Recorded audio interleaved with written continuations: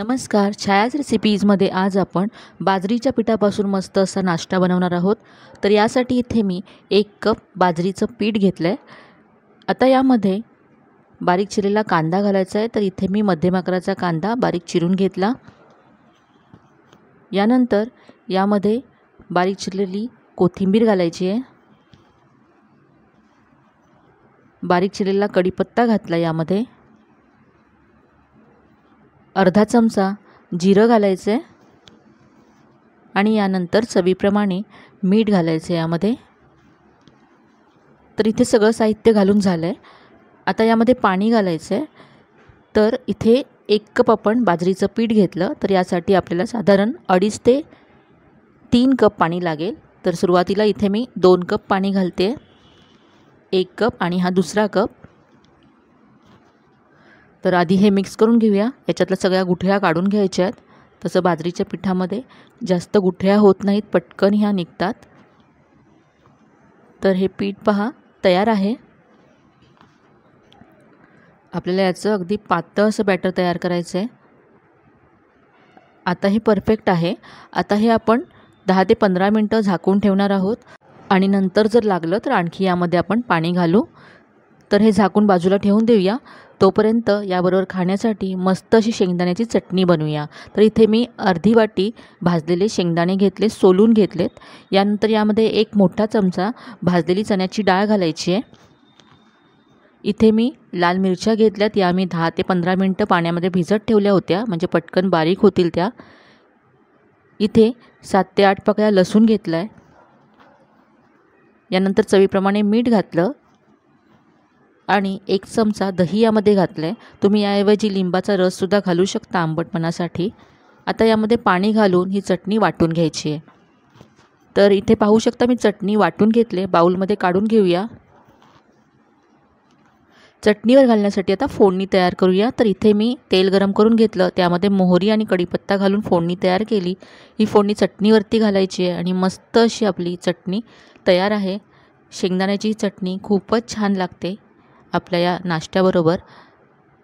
तर चटणी तयार आहे। आता आपण जे आपण पीठ झाकून ठेवलं होतं ते पाहूया।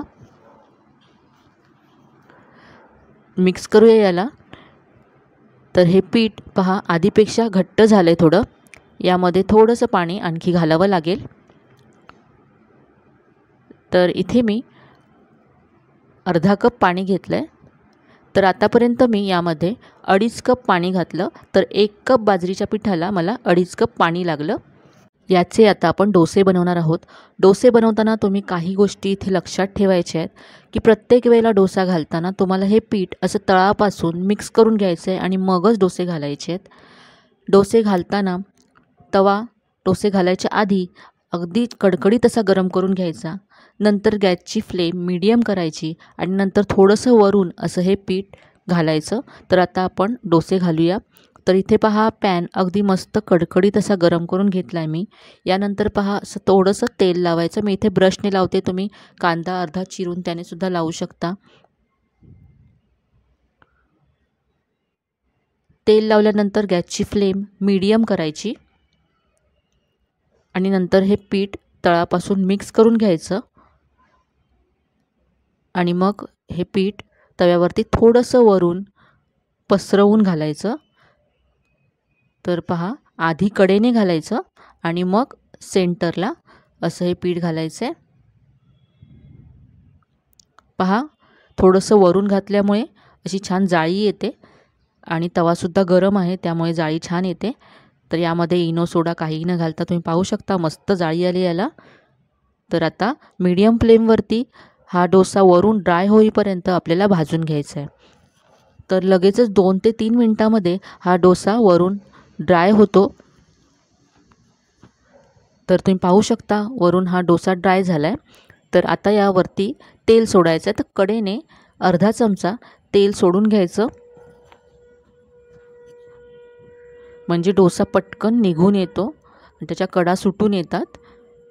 तर आता इथे मी तेल सोडते।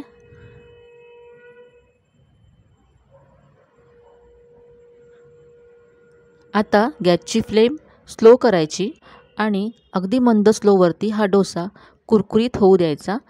याच्या कडा ब्राऊन होईपर्यंत आपल्याला भाजून घ्यायचं आहे.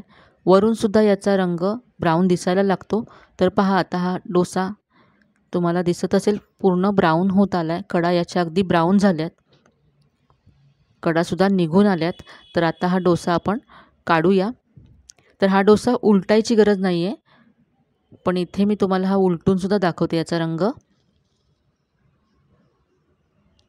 तर पहा खालच्या बाजूने सुद्धा मस्त रंग आला आहे. दुसऱ्या बाजूने याला 1 मिनटं भाजून घेते. तर मस्त कुरकुरीत होतो हा डोसा. बाजरी ही उष्ण असते, यामुळे थंडीच्या दिवसामध्ये आपल्या आहारामध्ये बाजरीचा समावेश करायला हवा. आपण नाश्त्याला हे असे डोसे बनवून मुलांना ते देऊ शकतो. तर पाहू शकता अगदी मस्त डोसा झाला आहे. जर तुम्हाला बाजरीची भाकरी बनवायला जमत नसेल तरीही तुम्ही हे डोसे बनवून मुलांना देऊ शकता आणि बाजरीच्या भाकरीपेक्षा मुलं हे डोसे आवडीने खातील. तर इथे पहा आणखी असे डोसे मी बनवून घेते.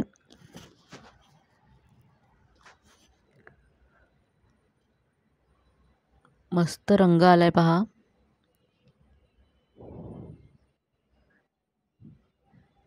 आपण जी चटणी बनवली त्याबरोबर हे डोसे मी सर्व केलेत. तुम्ही पाहू शकता. चवीला तर हे अगदी अप्रतिम लागतात. नेहमी आपण खोबऱ्याची चटणी बनवतो, तर अशी शेंगदाण्याची चटणी तुम्ही एकदा बनवून पहा, तुम्हाला नक्की आवडेल. तर थंडीसाठी हा अगदी परफेक्ट असा एक नाश्ता आहे. तर आजची ही रेसिपी तुम्हाला कशी वाटली कमेंटमध्ये नक्की कळवा. रेसिपी जर आवडली असेल तर व्हिडिओला जास्तीत जास्त लाईक करा, शेअर करा. चॅनलवर नवीन असाल तर चॅनलला सबस्क्राईब करायला विसरू नका. तर मग पुन्हा भेटूया अशाच छान छान आणि नवीन नवीन रेसिपीजसह. तोपर्यंत धन्यवाद.